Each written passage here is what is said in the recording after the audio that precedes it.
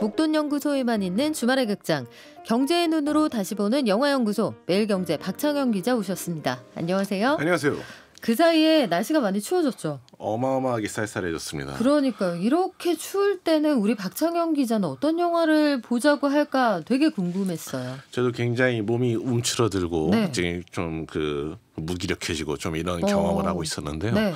오늘 이 영화를 이제 준비를 하면서 이게 굉장히 그 안에서 에너지가 좀 샘솟는다. 아 진짜? 이 주인공의 어떤 그 에너지가 나한테 전달된다. 좀 이런 느낌을 받았습니다. 그래요? 내 눈을 바라봐 이런 건 아니죠? 그런 거는 아니고요. 알겠습니다. 네. 어떤 영화인지 알려줘야죠. 네. 오늘 영화는 스티브 잡스입니다. 스티브 잡스. 네. 얼마나 이 영감이 가득한 영화인지 이제 좀 짐작이 가시죠? 그렇죠. 네. 에너지와 영감 하면은 또 스티브 잡스, 네네. 일론 머스크. 네네. 그렇죠. 저희 이게 그 시의성을 좀 부여하기 위해서 이제 좀 그 글로벌 뉴스들을 이게 좀 보던 도중에 그 오픈 AI 사태가 굉장히 눈에 들어오더라고요. 네. 지난달 아무래도 산업계와 그 증권가를 가장 뜨겁게 달군 이슈일 텐데요. 자기가 창업한 회사에서 쫓겨나고 또 5일 만에 복귀한 샘 알트만 CEO의 모습을 보면서 굉장히 놀랍다고 느끼신 분 많을 겁니다. 근데 또 우리가 가장 아는 사람들 중에서 그 회사에서 방출당한 경영인, 그러니까 자기가 그 창업한 회사에서 방출당한 경영인 중 가장 유명한 사람이 또 스티브 잡스잖아요. 그렇죠. 네, 그래서 이 스티브 잡스 한번 같이 보면 좋을 것 같습니다. 그래요. 스티브 잡스를 다룬 영화는 사실 되게 많아요. 네네. 네. 뭐 그중에서도 극영화로 잘 알려진 건 두 편인데요. 2013년 제작된 영화 제목은 잡스입니다. 거기에서는 애시튼 커처가 주연을 맡았지만 이 작품은 관객에게서나 평단으로부터나 썩 좋은 평가를 받지 못했고요. 오늘 소개할 영화는 2015년 작품으로 마이클 패스빈더가 스티브 잡스를 연기했습니다. 이 패스빈더라는 배우는 히어로물 엑스맨에서 매그니토로도 출연했고 노예 12년에서 악덕 노예주로도 나온 연기 스펙트럼이 매우 넓은 배우인데요. 아마 그토록 폭넓은 연기를 선보일 수 있었던 원동력은 뭔가 어딘가 사연이 있어 보이는 그의 눈에 있지 않나 싶습니다. 이 영화에서도 사연 많은 걸로는 어디 가도 빠지지 않는 스티브 잡스를 굉장히 잘 표현해냈고요. 잡스의 조력자로 나오는 배우 면면도 화려합니다. 케이트 윈슬렛이 애플 마케팅 담당자 조안나 호프만을 연기했고 세스 로건이 잡스의 영혼의 단짝 스티브 워즈니악을 연기했습니다. 저는 이 영화는 못 봤는데 영화 제목이 뭡니까? 스티브 잡스입니다. 영화 제목은 스티브 잡스. 앞에 그 애시튼 커처 건 그냥 잡스. 네. 마이클 패스빈더 나오는 건 스티브 잡스. 이렇게 구분이 됩니다. 그래요. 스티브 잡스라는 영화를 골라오셨어요. 경제 이야기는 뭐 그냥 인물 자체가 경제이기도 한데 그렇죠. 어떤 부분을 좀 집중해서 볼까요? 네, 현대 경제를 이야기하면서 애플 그리고 스티브 잡스에 관한 이야기를 빼놓을 수는 없을 것 같습니다. 애플 시가총액은 2조 9천억 달러에서 3조 달러를 오가는데 이는 세계 기업 중에 1위에 해당하고요. 시가총액을 GDP와 단순 비교했을 때 애플의 시가총액은 이탈리아보다는 높고 프랑스보다는 약간 낮은 8위 정도에 해당합니다. 이토록 묵직한 무게감을 지닌 애플의 과거와 현재, 미래를 살펴보도록 하고요. 또한 아까 자기 기업에서 해고당한 창업자에 대한 이야기로 시작했는데요. 탄탄대로를 걸었을 것만 같은 스티브 잡스 역시 애플에서 해고당하고 야심차게 내놓은 제품들이 혹평받는 등 여러 어려움을 겪었습니다. 이런 난관을 뚫고 세계 최고 기업을 만든 스토리를 들여다보는 것이 요즘 우울한 경제 뉴스들에 지친 청취자분들께 영감을 드릴 수 있을 것 같습니다. 야, 아까 2조 9천억 달러에서 3조 달러를 오간다. 네네. 여러분 요즘에 환율이 좀 떨어졌습니다만 2조 9천억 달러 하면 요즘 환율로 3,734조 원, 3조 달러다 하면 3,863조 원. 그러니까 웬만한 선진국 GDP를 찜쪄 먹는 수준이다. 입이 떡 벌어집니다. 굉장하네요. 자, 이 줄거리를 한번 볼까요? 예, 영화는 잡스를 다룬 공식 전기를 원작으로 삼았습니다. 원작은 월터 아이작슨이라는 세계적인 전기 작가가 잡스의 이야기를 직접 듣고 썼는데요. 2011년 출간돼 세계적인 인기를 모았습니다. 다만 영화는 원작과는 다소 다른 구성을 취합니다. 그건 그냥 그 시간 순으로 쭉 잡스의 이야기를 따라가는 게 아니라 잡스 인생에서 가장 중요했던 세 가지 프레젠테이션의 준비 과정만을 담았다는 겁니다. 선택과 집중인데 네. 이거 약간 리스크가 있지 않아요? 예, 하여튼 이 작가는 스티브 잡스의 인생을 전반적으로 다 그려보겠다는 욕심을 버리고 그 핵심적인 사건만을 집중적으로 다루기로 선택을 한 건데요. 이 스티브 잡스라는 진취적이고 창의적이지만 한편으로는 독단적인 성격으로 주위 사람들과 끊임없이 마찰을 빚었던 인물의 성격을 오롯이 드러내는 데는 이런 접근이 더 적중한다고 판단한 듯합니다. 천재성을 가진 사람들의 특징인 것 같기도 해요. 네네. 본인의 뇌의 구동 속도를 주변에 누구도 따라오지 못할 테니 그렇죠. 속이 터지는 게죠. 하지만 또 이렇게 표현할 필요가 있나 싶기도 하고. 자, 일단 성공적으로 그의 성격이 영화 안에 담깁니까? 예, 뭐 영화의 주요 주인공에는 잡스의 이렇게 실화를 따라가지만 이를 위해 뭐 삽입된 많은 대화 사건은 좀 창작된 부분이 있습니다. 세 개의 프레젠테이션 준비 장면만으로 그의 삶과 성격을 압축해서 드러내야 되기 때문에 불가피한 선택을 하지 않았나 싶습니다. 이 때문에 스티브 잡스 주변 사람 사이에서는 영화가 부정확하다는 비판도 나왔는데요. 이 영화의 성격을 압축해서 보여주는 발언은 애플 공동 창업자인 스티브 워즈니악에게서 나왔습니다. 그는 영화에 묘사된 상당수의 대화가 허구라고 밝히면서도 이 작품을 잡스와 그의 성격에 대한 영화이며 나는 이 작품이 이 부분에 있어서 굉장히 잘 해냈다고 느낀다고 평가했습니다. 물론 외신에 따르면 워즈니악은 이 영화의 컨설팅을 제공하는 대가로 2억 5천만 원 상당을 받았는데요. 워즈니악 또한 거부인데 뭐 이런 것 때문에 호평을 하지는 않았겠죠. 자, 살아있는 사람들의 그 고증에 따라서 이야기가 재구성이 될 텐데요. 자, 영화에 나오는 세 개의 프레젠테이션 한번 볼게요. 첫 번째 한번 살펴볼까요? 예, 카메라는 1984년 맥킨토시를 세상에 최초 공개한 이벤트를 비춥니다. 잡스는 이 사건을 조지 오웰의 소설 1984와 비교하는 아이디어에 완전히 꽂혀버리는데요.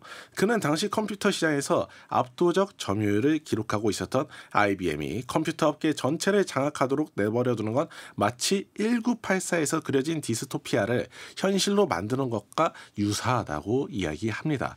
그 대안으로 맥킨토시를 선택해야 한다는 겁니다. 디스토피아까지 나왔어요. 세계관이 웅장한데 IBM을 1984의 빅브라더에 견준 거예요? 네네. 뭐 좀 재미난 게 또 IBM의 별명이 빅블루이기도 하거든요.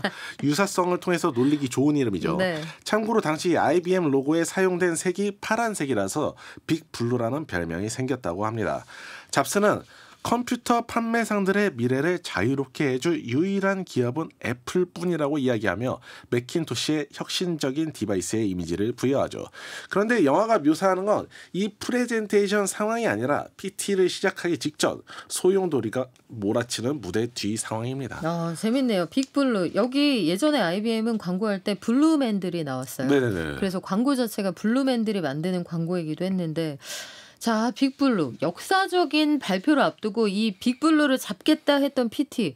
어떤 상황이 벌어졌을까요? 예, 다들 굉장히 신경이 예민해져 있었는데요. 특히 스티브 잡스의 완벽주의에 혀를 내두릅니다. 기술 구현이 원하는 대로 되지 않으면 무대에서 망신을 주겠다고 핵심 직원들에게 폭언을 이어갑니다. 또한 마케팅 담당자였던 조안나 호프만은 그에게 실제로 달성할 수 있을 만큼의 판매량 목표치를 설정해야만 한다. 그래야 사람들 기대치를 낮출 수 있다. 이런 이야기를 계속하는데요. 잡스는 혁신적인 상품 인 만큼 3달 후 100만 대가 팔릴 것이라는 메시지를 남겨야 한다고 강조합니다. 하지만 결과적으로 그 해가 끝날 때까지 맥킨토시는 25만 대밖에 팔리지 않아 목표치에 한참 미달하게 됩니다. 또한 영화는 그가 별로 좋지 않은 아버지였다는 점도 계속해서 보여줍니다. 근데 이렇게 바쁜데 좋은 아버지까지 어떻게 해요? 양수겸장 쉽지 않은데 들어봅시다. 어떤 아빠였는지. 예, 딸 리사와 원만하지 않았던 관계를 보여주는데요. 그는 브레넌이라는 여성과의 사이에서 리사를 갖게 됐습니다. 처음 브레넌이 리사가 잡스의 딸이라고 알렸을 때 잡스는 이를 부인하고 브레넌이 다른 남자들과 잠자리를 가졌다는 증거를 찾는데 굉장한 에너지를 투입합니다. 친자 확인 검사를 받는 것은 물론이고요. 심지어 타임지 기자에게 미국 남성의 28%가 리사의 아버지일 수가 있다는 주장을 하며 선 넘었다 이거. 엄청나게 넘었죠. 네. 브레넌이 남자 관계가 복잡한 인물임을 드러내는 듯한 발언을 하는데요. 이건 브레넌과 그의 딸 리사에게 큰 상처로 남았습니다. 후에 잡스는 당시의 아버지가 된다는 걸 도저히 받아들일 수 없어서 이런 기이한 주장을 했다고 하면서 후회한다고 밝혔습니다. 잡스는 1991년 로런 파월 잡스와 결혼한 이후 리사를 딸로 받아들입니다. 사실 그 전에도 개발 중인 컴퓨터 이름을 리사로 지었으니 애정은 계속 가지고 있었던 셈이죠. 컴퓨터에 이름 짓지 말고 그냥 표현을 딸한테 해요. 네. 그게 좋은 거지. 꼭 이러더라. 꼭 그 내가 아끼는 강아지 이름을 내가 좋아하는 사실은 아빠가 널 아꼈다. 나중에 후회했을 것 같은데 자, 두 번째로 소개하는 프레젠테이션은 어떤 겁니까? 네, 영화는 시간을 몇 년 뛰어서 1988년 넥스트란 회사의 신제품 출시 행사를 비춥니다. 뜬금없이 애플이 아닌 넥스트의 프레젠테이션을 하게 된 건 그가 1985년 애플에서 쫓겨나듯 사임해서 넥스트를 창업하게 됐기 때문입니다. 영화는 1988년 넥스트 CEO인 스티브 잡스를 비추다가 플래시백을 통해 과거 애플 시기 스티브 잡스를 비추며 두 가지의 시간을 연결하는데요. 여기에서 아주 감각적인 연출이 돋보입니다. 스티브 잡스를 연출한 데니 보일 감독은 이안 맥그리거가 거리를 질주하는 트레인스포팅이라는 작품을 통해 세계적인 팬덤을 형성한 예술가로 화려한 연출의 일가견이 있습니다. 트레인스포팅 이 영화 진짜 좋은데 네. 이 OST 너무 좋지 않아요? 너무 신나죠. 그렇죠. 아직 네. 지금까지 들어도 정말 그거 들으면은 막 거리로 뛰어나가고 싶어요. 그렇죠. 네. 거리 뛰어나감주의. 네. 자, 어쩌다가 자기가 창업한 회사에서 쫓겨났을지 하고 요 샘 알트만이 오버랩이 되네요. 네. 스티브 잡스는 1983년 존 스컬리 펩시콜라 사장을 애플 CEO로 영입한 적이 있습니다. 그의 마케팅 능력을 높이 샀기 때문인데요. 영입 과정에서 잡스가 스컬리에게 설탕물이나 팔면서 남은 인생을 보내고 싶습니까? 라고 물어봤다는 에피소드가 아주 유명합니다. 그러나 두 사람은 이렇게 결합한 이후에 자주 충돌했습니다.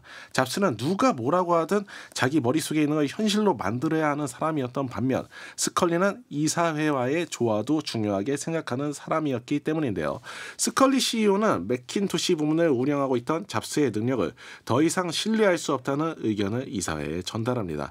그러니까 두 사람이 함께 일하기로 하고 얼마 되지 않은 상황에서 이런 갈등이 발발한 것입니다.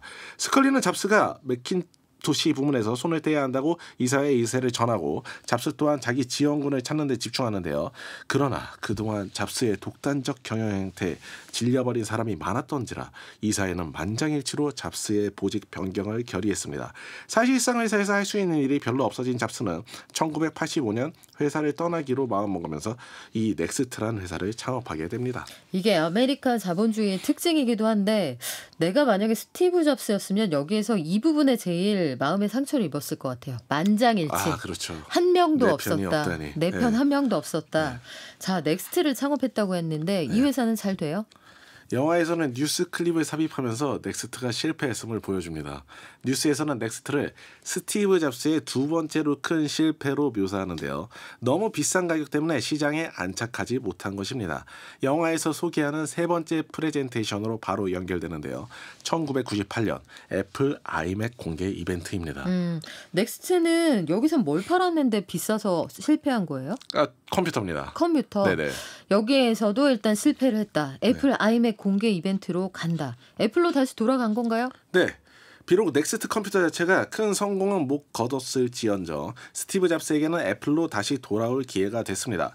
잡스가 떠난 뒤 애플은 시장 점유율 하락과 적자를 겪었는데요.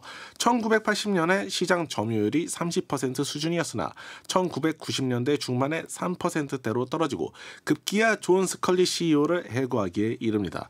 새로운 운영체제가 필요했던 애플은 1996년 넥스트를 인수하고 이로써 잡스는 자신이 사랑했던 애플에 복귀합니다. 이후의 스토리는 우리가 익히 잘 알듯 아이맥, 아이팟, 아이패드 등 애플의 제품이 독특한 디자인으로 사랑받으며 IT 기기 시장을 주도하게 되는 내용입니다. 스티브 잡스라는 사람이 나와 인류의 IT 사용 방식을 완전히 근본적으로 바꿔놨다는 생각은 너무나 들거든요. 네. 2008년, 2009년 그때 당시만 해도 스마트폰을 굳이 사야 돼?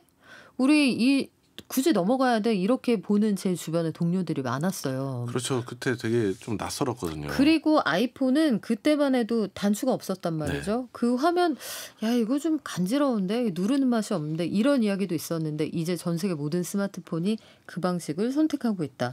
스티브 잡스가 없는 현재 애플은 어떻습니까?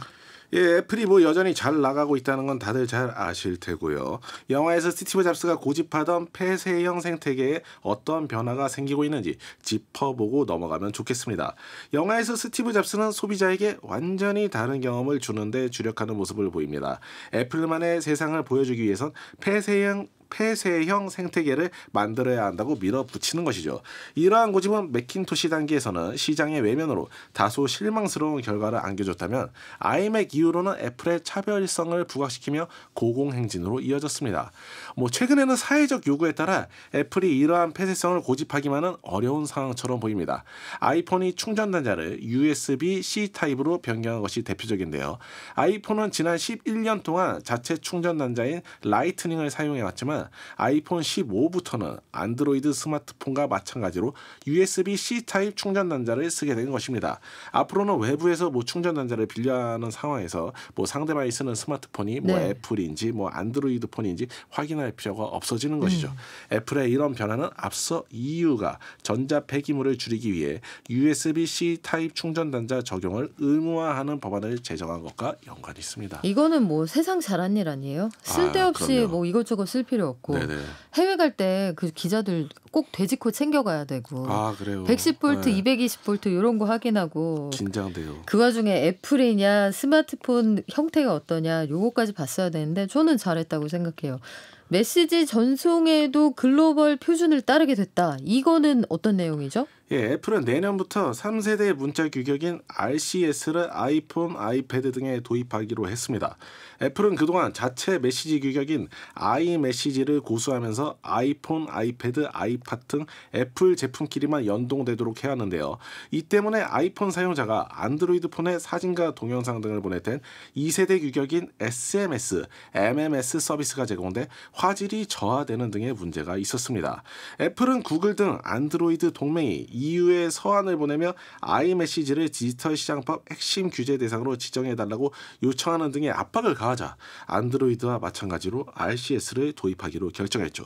스티브 잡스 시절에 애플이 소비자의 고정관념에 도전하며 독자적 생태계를 구축했다면 최근에는 이에 더해 ESG 등 지속 가능한 발전에 대한 요구와 어우러질 방법을 고민해야 하는 상황입니다. 자, 그래서 제일 중요한 거 영화는 재밌습니까? 이 영화는 무척 재밌습니다. 이 영화의 대단한 점이라면 스티브 잡스라는 인물이 지닌 한계와 성격적 단점을 드러내면서도 여전히 관객이 매력적으로 느낄 수 있는 캐릭터로 남긴다는 부분입니다. 우리 상사도 스티브 잡스 같았으면 이런 상상들 한 번씩 해보신 분들도 있을 것 같은데요. 이 영화 보고 나면 정말 같이 일하기 괴로운 스타일일 것 같다라는 생각을 하실 수도 있고요. 네. 반면에 그런 괴팍함에도 사람들이 잡스를 따르게 했던 원동력은 무엇인지 생각해보는 계기가 될 수도 있습니다.